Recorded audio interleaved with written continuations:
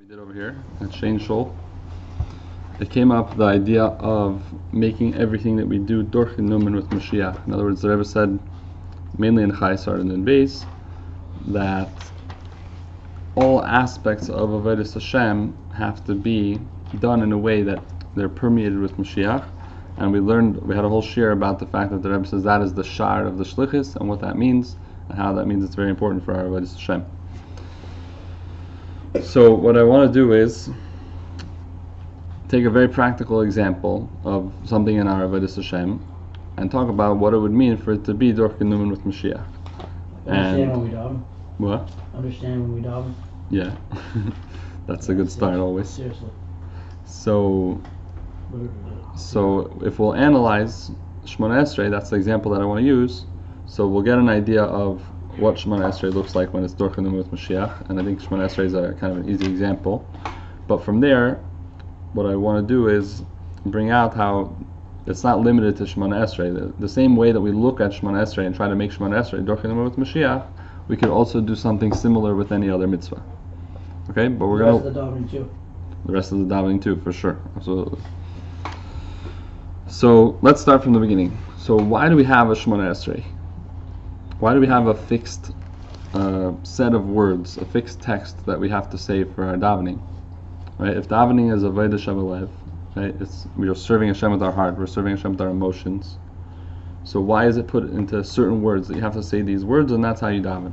I got a better question. How come if it's supposed to be service of lev that people say as fast as they can, then there's no heart involved anyways? Right. So that's a question why does Hashem give us a Yetzer Hara? And why don't we always beat our Yetzer Hara? But why? But the only reason why that's possible, no, it's related. The only reason why it's possible to speed through your tefillah is because there's a fixed text. If there wouldn't be a fixed text, then we would say, you're expected to sit and think about what you want to say to Hashem. You kind of have to put time into it, Oh my God, I see people, if they made it like that, I'd see people like this. 5 seconds done. So the fact that there's a fixed text opens up the possibility for what you're talking about, right? That you're just going to rattle off these words and we could come to think that the whole davening is just about the words and not about the feelings. Really, davening is about your feelings, and it's about expressing your feelings in words. It's not about saying words and, maybe, by the way, I'll also have a feeling here and there. Right? So why is it that we have a siddur? So, and you can ask the same question about not just Shemoneh Esrei, but the whole entire davening, right? Entire Torah. Entire Torah? Well, the entire Torah is like that because Hashem said those words, but the question is when we're davening to Hashem, why do we have a set text? So, in the first few halachas of Hilchos Tefillah, the Rambam explains. He says that Tefillah is a mitzvah d'oraisa, which I know is a machlekes, but let's just go with the understanding of the Rambam for now. Tefillah is a mitzvah d'oraisa, and what is the mitzvah? What's the gather of that mitzvah?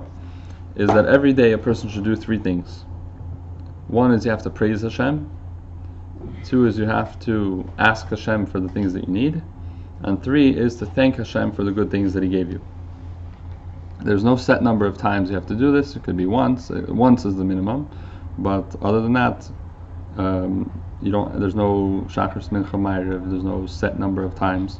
There's no set text. There's no specific words that you have to say. You just have to say something to Hashem that has these ideas: praising Him, asking for your needs, and thanking Him. That means we can daven without the siddur and just make our own siddur? So the mitzvah d'oraisa, we don't only follow mitzvahs d'oraisa, we follow also mitzvahs d'Rabbanan, but the mitzvah d'oraisa is like that. And that is what people used to do. And the Rambam writes over there that it used to be that some people were very eloquent, they really knew how to speak to Hashem, and they would daven very much. And other people, not so much, and they would daven once a day, and that would be it. And there was nothing wrong with that. There was nothing wrong with if a person wasn't on such a high level in his davening, and he only davened to Hashem once a day, in his own words. Day. This is what the Rambam writes. It's probably Marv is working on this. So that came up later, and it is because we ended up Shachris Mincha Ma'ariv, therefore in retroactive. It's a whole Gemara. Something retroactive. Machlekes in the Gemara about Avis, whether it's connected to Avis or connected to Korbanis or B'chayav. Question: if something that the Avis did, does that become halacha for us, or it only becomes halacha based on what happens at Har Sinai? The Rambam learns it out of a different pasuk. He doesn't mention anything about the Avos in the beginning of Hilchos Tefillah. So that's how he explains the mitzvah deraisa of tefillah. So the question is, so why is our davening not like that? Why didn't we just keep it that way?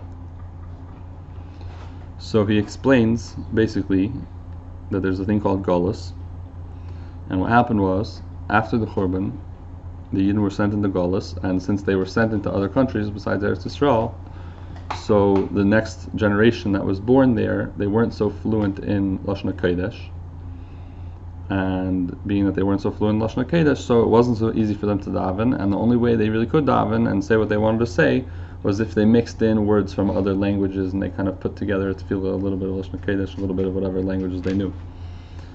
So it says that Ezra Sefer and is based in. Why can't they daven from their heart, no matter why does that have to be in Lashon HaKodesh? That's a good question. That itself is a sugi in halacha, whether you can daven in English or Aramaic. Actually, I learned Shulchan Aruch Harab, and you're allowed to daven in your own language. The Rebbe says in the Yechidus, and I asked my Mashpia, who's also like a big rabbi, and they all say that you can daven in English the whole thing. Right. So it's a whole discussion, and that's for halacha l'maaseh today. But back then, this is what the Rambam writes, that Ezra saw that this was not ideal, and it's a good question, why not? He doesn't address it over there, he just says this is what happened, so I'm going to say the same thing. I'm not going to go into it, because I don't really know. But that's what the Rambam says, that people had to daven in other languages, and they put it together, and it wasn't so eloquent, and so they decided that they're going to put together a fixed text, and then that way everyone is going to be able to just learn that text, and when you understand the davening, so now automatically you're going to fulfill your obligation. You're going to have 3 blessings of praising Hashem, 3 blessings of thanking Hashem at the end, and in the middle you have all the requests. And all the requests, they made sure to make it so that all the requests are like general categories that cover everything that a person might need. This is what the Rambam writes. So that way, if everyone davens with this text, so you learn it and your prayers come out very eloquent, and you talk to Hashem the way that you should, and you fulfill the mitzvah deraisa of tefillah. Then he goes on and explains to me a separate thing that has to be 3 times a day for the korbanos. We're not getting into that part now. It feels like a Breslau class. What? It feels like a Breslau class. Okay. They were talking about talking to Hashem and stuff. Well, that's what davening is. They have a point. There's a reason why they say that.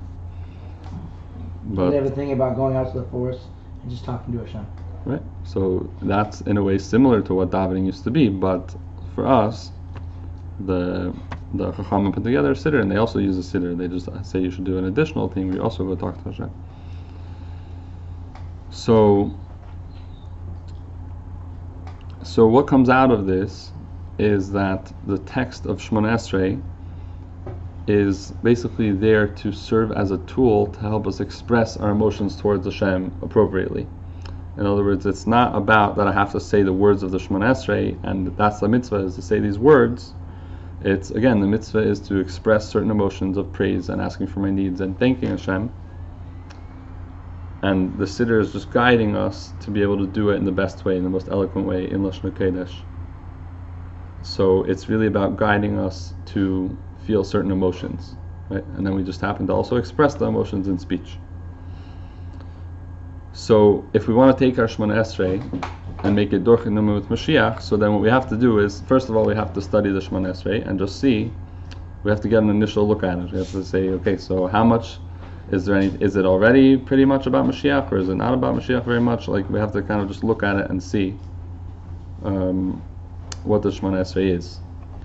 And then, when we see what it is, so now we can see if we want to add, if there are ways that we can make it even more about Moshiach, because that's what the Rebbe is saying to do, is to take every aspect of our Yiddishkeit and make it Dorchei Numu with Moshiach. So, I'm going to look at Shemoneh Esrei, okay, this is what I understand Shemoneh Esrei to be, and now let's make it more about Moshiach than maybe it is on its own, maybe than it seems to be on its own.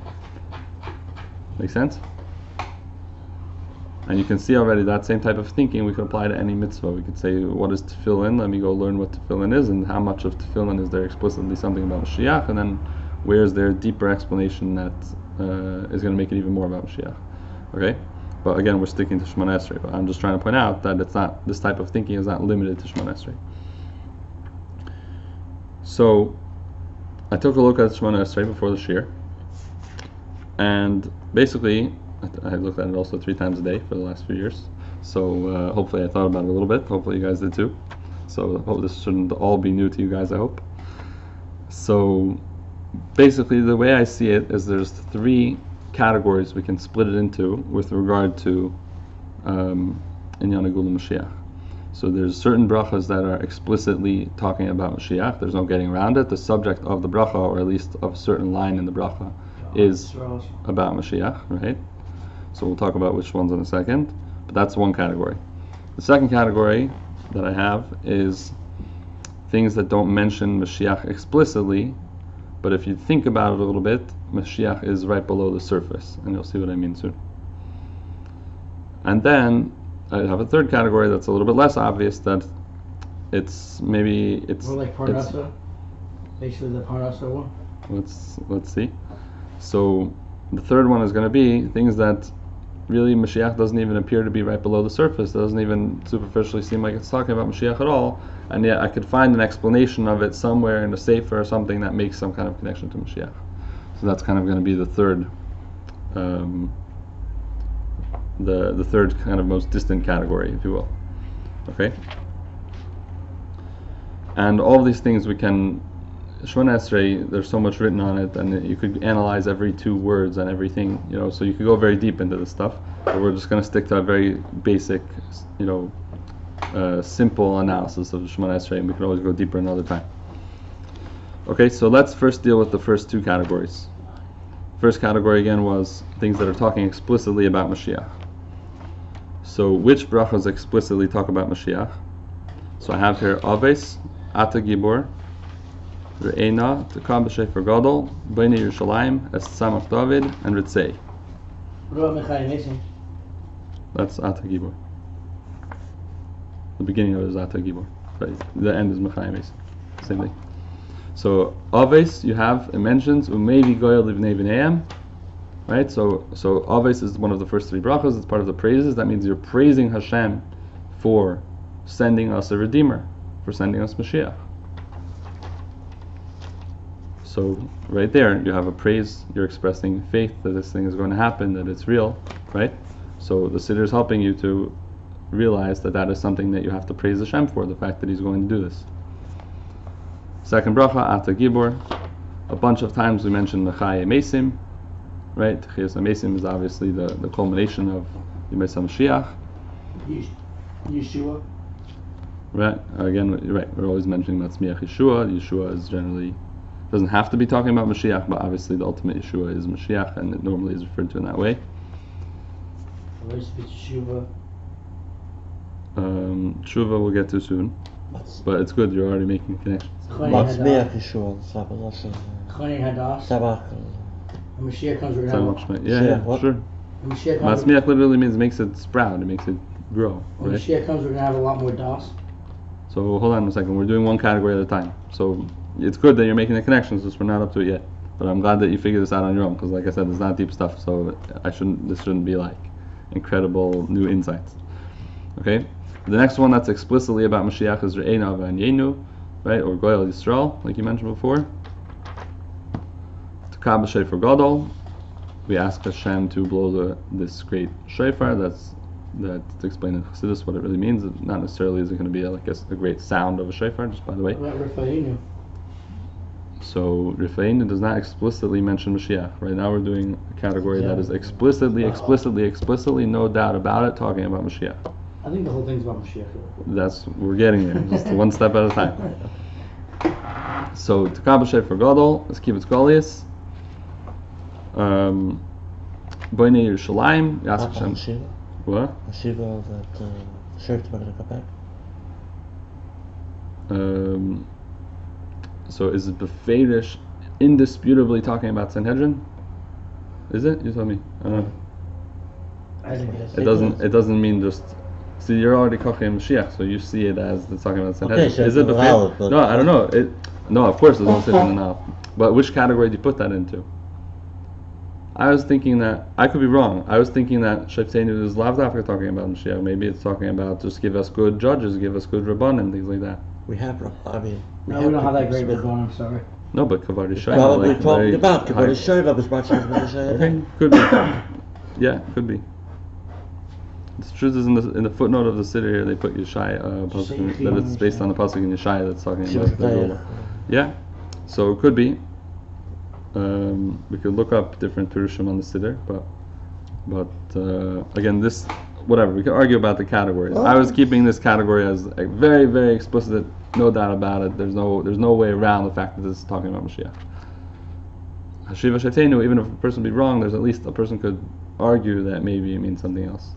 Maybe you're right. You could be right. You could be 100% right.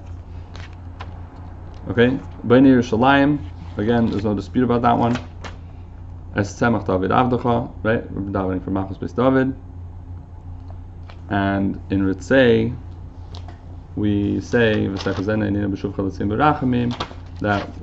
that our eyes should see Hashem return to Zion, which is talking about the Shechina and Gili Elikus and so on. There's no doubt also that that's talking about Moshiach.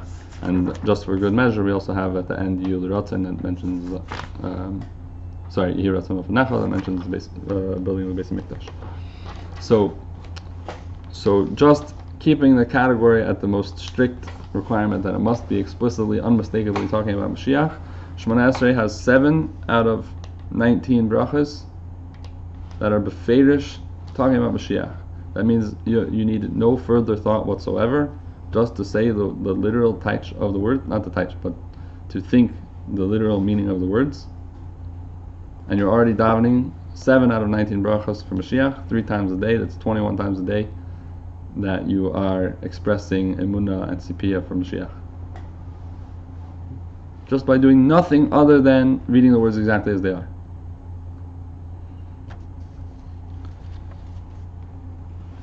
So, if you think about it, so Shemoneh Esrei is already pretty dorchinum with Mashiach. When the Rebbe says to make it dorchinum with Mashiach, the first thing you have to do is not even do anything. It's just do it.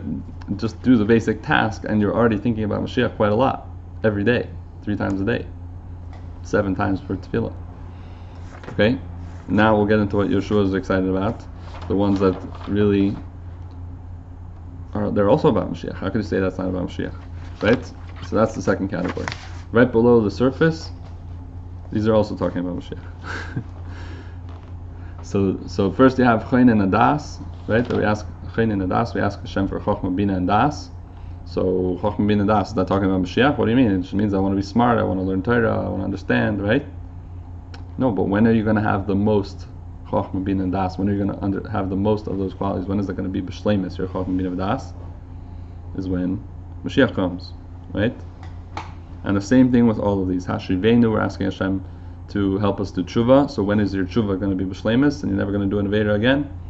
When Mashiach comes. Okay, you could become a Beinoni or a tzaddik, whatever, before that. But the shleimus of it is going to be when Mashiach comes. Slach lanu, we're asking Hashem to forgive us. What's the ultimate expression of Hashem forgiving us? If Hashem really forgives us, what does the Alter Rebbe say in Igeres HaTshuva?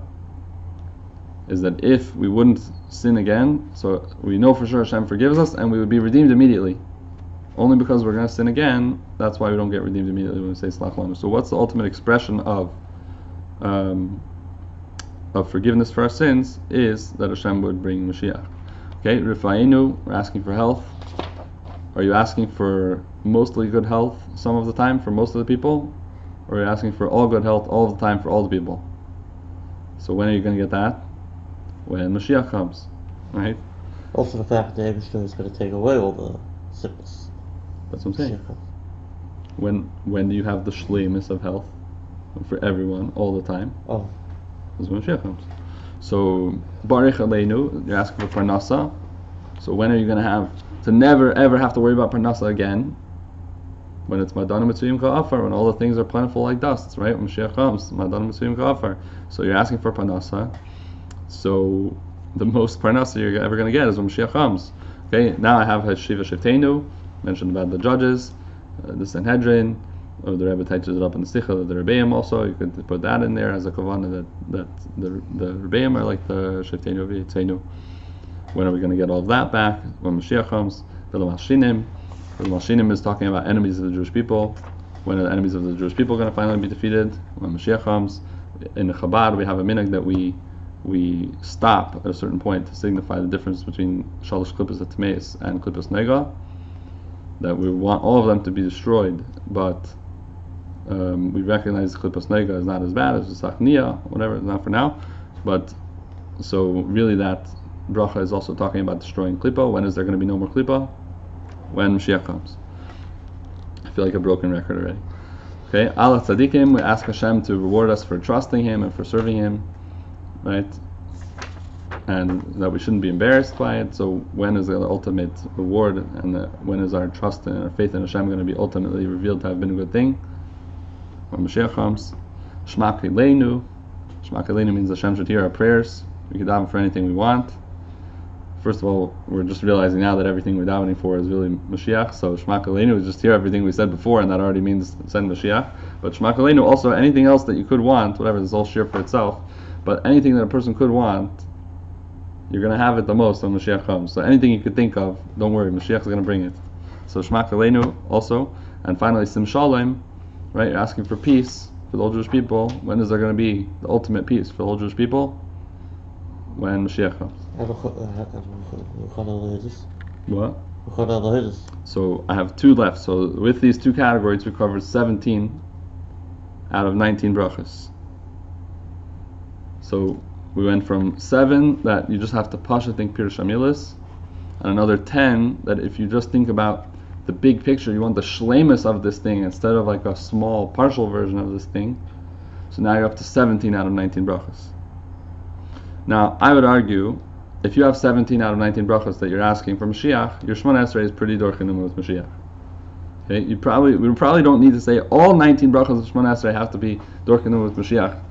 You know, if you're sincerely davening 17 brachas a day for Mashiach, pretty solid. Yeah? Pretty solid.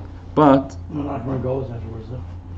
What? If we're in goals after solid davening, there's something wrong. Yeah, I agree. So a person might ask a question, you guys aren't asking the question, but a person might ask the question, hey, but who says that we're supposed to always be asking for Mashiach? Maybe we're supposed to ask for the partial form. Maybe we're supposed to ask for regular old health and regular old parnasa, right? After all, is this what Yidden were thinking about all the time? They were always davening, you know, for the shleimus of all these things that's going to come with Mashiach. Weren't Yidden davening pashat for parnasa and pashat for health, and right? So I think that that's legitimate, and I think it's fine if we daven like that sometimes. But at a time when the Rebbe, what's different about us is at a time when the Rebbe is telling us that we're in the Masaf Geula, and our whole avodah now is to be dorchinum with Mashiach, and that's the shar, and that's, you know, that's the most important thing, is that everything should be permeated with Mashiach. So it doesn't make sense for us to daven for a partial version of these things, like maybe our ancestors did when they weren't so close to Mashiach. So there wasn't this need for them to focus on the finish line so much. But for us, who our whole avodah, the Rebbe is telling us, is to be permeated with Mashiach. So I think for us, we're supposed to be davening this way. I wouldn't think that it's a contradiction. You could have plan A, you know, and right. the Chas Mashiach has to come. That's another answer. That we're asking for Rebbe Aryeh. Right, like the Rebbe says about at Farbrengens, when you make hachlata, you should say Im Chas V'Shalom Mashiach is Akev, then I'm going to do this hachlata. Right, so the same thing over here. You can, on the one hand, daven for the shleimus of it, and have it in the back of your mind, at least if that's not going to happen, at least give us the regular. Right, I had that thought also. Okay. Getting a little late, so let's finish up. So I wanted to see, even though I still think 17 out of 19 is pretty solid, Dorchinum with Mashiach, I wanted to see if we could find something for the other 2, just for the shleimus of the whole Shemoneh Esrei. Okay, so I didn't have so much time to do a lot of research, but here's what I came up with. Okay, we'll start with Moedim, because Moedim is, I think, a little more direct. In Moedim, we twice mention Hashem does miracles for us. We're thanking Hashem. So naturally, when you're thanking Hashem, it's less likely to be all about Mashiach, because Mashiach didn't come yet. So you're thanking Him for the past. So of course, it's not going to be as much about Mashiach as when you're asking for the future. But even then, we're thanking Hashem for miracles. We say, Ani secha sheb'chol yemimanu v'ani v'leisecha v'tei sheb'chol eis. So twice Nisim and Niflois, those are both miracles. By the way, it's interesting, Teishnas Nisim and Teishnas Niflois Renu. But anyway, so in the Sicha of Miketz Tafshin and Beis, the Rebbe mentions a story that's told in the Gemara Sanhedrin that Hashem thought to make Chizkiyahu Moshiach and Sancheriv Goy Magog. Except what happened is that Hashem did miracles for Chizkiyahu, and it says that Chizkiyahu didn't praise Hashem for the miracles. Or I think the Rebbe explains it that it means he didn't praise Hashem enough for what was expected of him. So Chizkiyahu was a great king. There's a whole story that he rebuilt the Beis HaMikdash very quickly, and not rebuilt, but got it back going, got the Avodah Zarah out of it, and so on. There's even an opinion in the Gemara, which we don't accept, the halacha, but it says that that there won't be a Mashiach, and Hashem's going to do the Gula himself, because the Yidden already had Chizkiyahu, and that was like Kfar Akluhu B'mei Chizkiyahu. They already got to enjoy the idea of Melech HaMashiach. But don't worry, we don't pass it like that. So what does the Rebbe say in the Sikha and Mekates and Beis? The Rebbe says, just like, so what do we learn out from the story of Chizkiyahu? Is that the idea of praising Hashem for the miracles that he does is something that's negeya to the Geula. That because you see that in that story, that since there wasn't enough praising Hashem for the miracles, so it made the Geula not happen. So the same thing over here, we're thanking Hashem for the miracles, so we should be aware when we're thanking Hashem for the miracles that this is something that's negeya to the Geula. And by the way, that means we should really identify what miracles are we even talking about, because we're saying here that Hashem does miracles for us every single day. And I don't know how many of us feel that Hashem's doing a miracle for us every single day. I have an explanation of what it might mean, but I don't know if it's right, so I don't really want to say. But it's worth looking into, because now we know that this thing of thanking Hashem for the miracles is something that is negate to the Gula. And the Rebbe talks about it in the context of Chanukah and pursuing Nisan. But the Rebbe says not only the miracle of Chanukah, but all the miracles that the Eibusher does. So we should really look into that part and find out exactly what it's referring to. What you just said. What? The Rebbe mentions, if I remember correctly, on the Sefer Shemoneh Esrei, that that's going on past, present, and future, which includes the Gula. Interesting. Sikha Chanukah life. So you're saying there's a sikha that's saying that Chanukah this is. The Oh yeah. Okay. Okay, I don't remember that. So Menachem over here, and don't worry, you can be famous too. So the Rebbe even said that this is talking about actually thanking Hashem for the miracles of the Geula that will be. So there you go. So that adds even better. Very nice. And finally, Hakel HaKadosh. This one I didn't find as explicit as I would have hoped, but I have a siddur that it's called siddur. Actually, I have Taimur Ru'u, I think it's called. I forgot. It came out a few months ago, maybe like a year ago. And they put footnotes and sources in Chassidus that talk about Pirush HaMilos. So it brings over there from the Likutei Torah Parshas Bahar that we say Ukadeshim b'chol yom halelucha selah. Who are these Kadeshim? It's talking about the neshamas of the Yidden that are in Gan Eden, and it's saying that they praise Hashem every single day. Selah means tamid b'li hefsek. They're always praising Hashem without any interruption. And why are they praising Hashem that way? Because they have a Havana Vasaga and a Tainug in Elokus, being that they're in Gan Eden, so there's Gili Elokus, so they're understanding what is Elokus, and they're having so much pleasure from it. So therefore, they're praising Hashem constantly without stop. So I thought to myself, it doesn't say this there, but if that's what's going on in Gan Eden, and we know that Moshiach is a higher revelation than Gan Eden, so if they're constantly praising Hashem because of this revelation that they have, so we, when Moshiach comes, how much more so, our whole lives are going to be about praising and serving Hashem. So it's not as explicit, but it's still connected. So I just want to finish up because we're running out of time. But basically now we've laid out intellectually, in a philosophical discussion, how the whole Shemoneh Esrei could be Dorchinu with Moshiach, at least on a basic level. But the thing is that davening is not about understanding. It's not about having a good pshat in what the words of davening mean. It's like we said at the beginning. It's about expressing emotions, right? So, and connecting emotionally.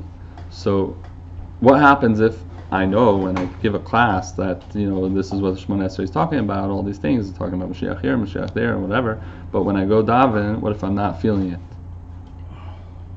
So, two practical eitzes. Didn't learn this yet, so go back and learn this. So, right, but I'll add something even on that. So one thing, just practically, is following Shulchan Aruch and the Rebbe's Hayrois about how to go about davening and how to prepare for davening properly, because the preparations for davening affect a lot if we're going to feel what we're supposed to feel and be able to think what we're supposed to think and stay focused against the Yetzer Hara and so on. So that's just a practical tip for all the time. In fact, I saw once from the Rebbe says, when the Mishnah tells us that a person can't daven unless he first puts himself into a mood of seriousness, right? And he realizes how important it is to talk to the Eibishter and so on. So the Rebbe says, when it says Ein Ella means it's ma'akev even b'diavad, meaning it's impossible, completely impossible, if you don't prepare and put yourself into a state of seriousness and preparation to talk to Hashem. It is impossible to daven properly. That's what the Rebbe says. If anyone wants, I could find the source for it. I know what Sefer I have it printed. It's printed in.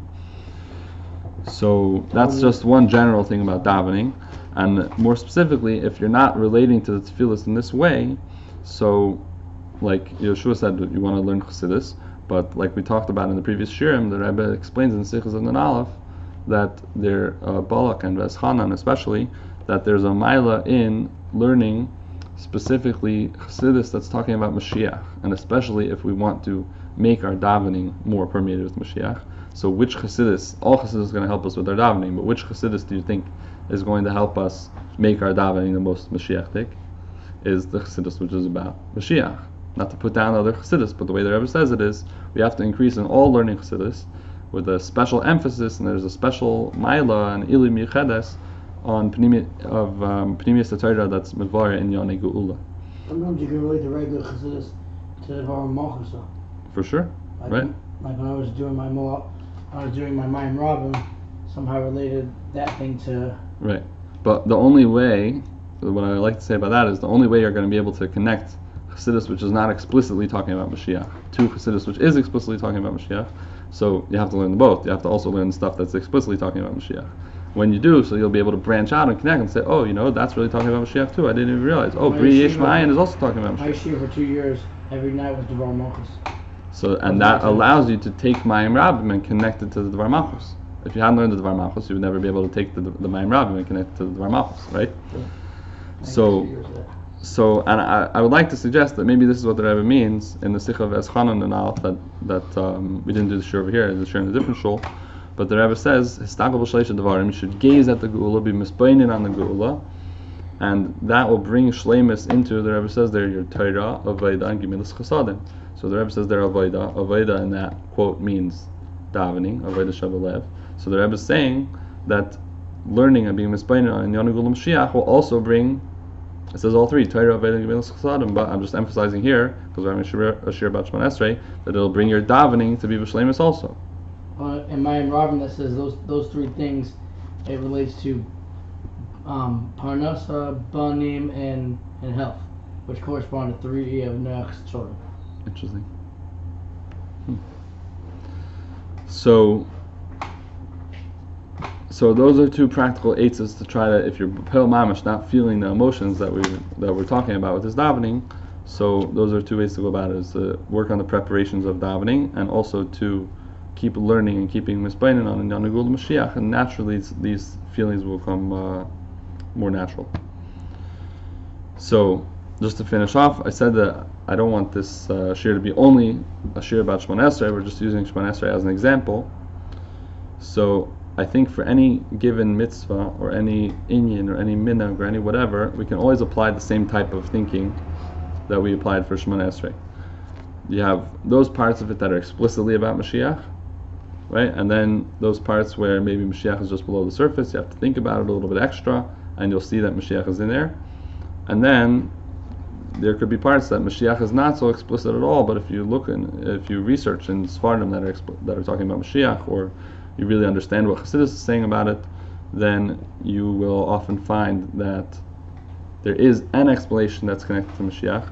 And we, since the Rebbe is telling us to be dorchim with Mashiach, so we have the right and the responsibility to take that explanation, which is talking about Mashiach, and apply it, and that could be the one that we live with.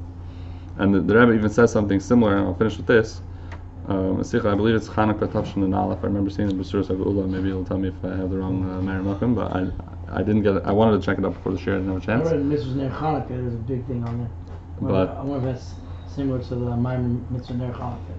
so this is an interesting thing the Rebbe says. It happens to be the Rebbe's talking about Hanukkah. It's not necessarily about Hanukkah, but the Rebbe says that he wants to connect Hanukkah to Geula, to Moshiach, and why does he want to connect Hanukkah to Geula? There's so many other things that you could connect Hanukkah. There's so many explanations. There's so many things to talk about Hanukkah. Why does the Rebbe have to make it about Geula? So the Rebbe says because the teva of a person, the nature of a person, is when you're into one thing, so you're really into it. So naturally, everything else you run into, you're going to think to yourself, how does it connect back to that thing that I'm into? That's just the teva of a person. So the Rebbe is saying that the Rebbe is into Geula, and so therefore when he wants to talk about Hanukkah, so he's going to talk about Hanukkah in a way that is connected to Geula, because that's what you do when you're into Geula. So naturally you see that this is connected to Geula and that's connected to Geula. A person who's not into Geula, that's not the thought that pops into his mind. It's not possible that you can't be into Geula. It's not possible to be into Geula? You can't be into Geula. Can't be. And there's such a thing as a Yetzer Hara, just like you mentioned at the beginning. So it is possible. It's just hidden, but he's not truly not into Geula. Right, so we have to bring it We learn into... that your true self is when you're actually acting with Kedusha, not when you're acting with your Yetzer Hara. That's not your true self. Of course, but we're talking about bringing it into revelation. So practically, that's what we have to do. We have to learn in Yanagul Moshiach and be misplainin on it, and that'll help us take every mitzvah, just like Shemoneh Esrei, the rest of davening, or whatever mitzvah or minhag or whatever it is you're interested in.